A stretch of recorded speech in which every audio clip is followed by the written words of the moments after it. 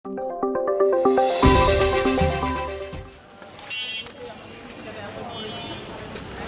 হয়তো আজকের মধ্যে কিছু জায়গায় তাদেরকে আমরা দায়িত্ব দিয়ে দেবো যাতে এই কাজগুলো পুনরায় না হয় এবং রাস্তা এবং ফুটপাত যেরকম আপনারা আজকে সুন্দর দেখছেন যেন বহাল থাকে সেই জন্য আমাদের যে কার্যকর পদক্ষেপগুলো নেওয়া কিন্তু একটু অনুসন্ধানমূলক বিষয় আপনি জানেন যে নিশ্চিত না হয়ে কারো বিরুদ্ধে আসলে ব্যবস্থা নেওয়া যায় না। তারপর আমাদের সামনে যখনই যেটা পড়ছে যখন যে আইনের আওতায় এনে শাস্তি দেওয়া সম্ভব হচ্ছে সেটা কিন্তু আমরা করে যাচ্ছি। আজকে কয়টি প্রতিষ্ঠানকে আপনারা জরিমানা করেছেন?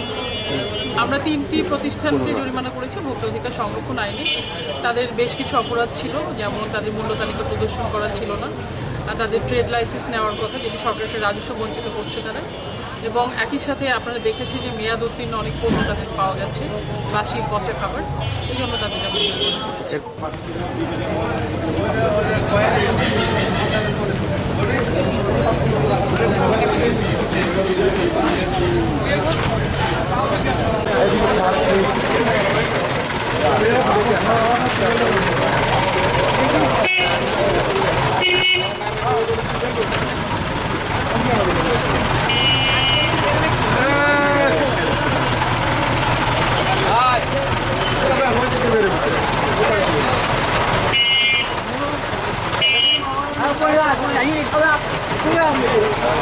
মনে হচ্ছে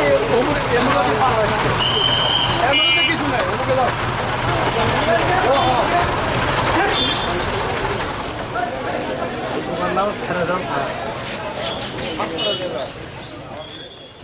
এটি একটি অভিযান এবং যেহেতু আপনারা জানেন যে আমি এক্সিকিউটিভ ম্যাজিস্ট্রেট হিসেবে দায়িত্ব পালন করছি মোবাইল কোর্ট, তো আমরা মোবাইল কোর্টের বিধান অনুসারে যেগুলো আমাদের কাঁচা ফল বা সবজি থাকে এগুলো আমরা বিভিন্ন মাদ্রাসা বা এতিমখানাতে আমরা জব্দ তালিকা করে তাদের কাছে পাঠিয়ে দিই।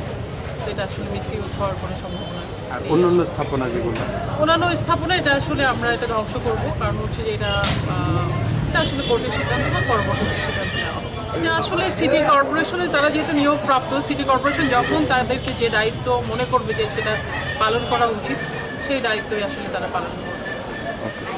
ঠিক আছে। Thank you. একটু সাইড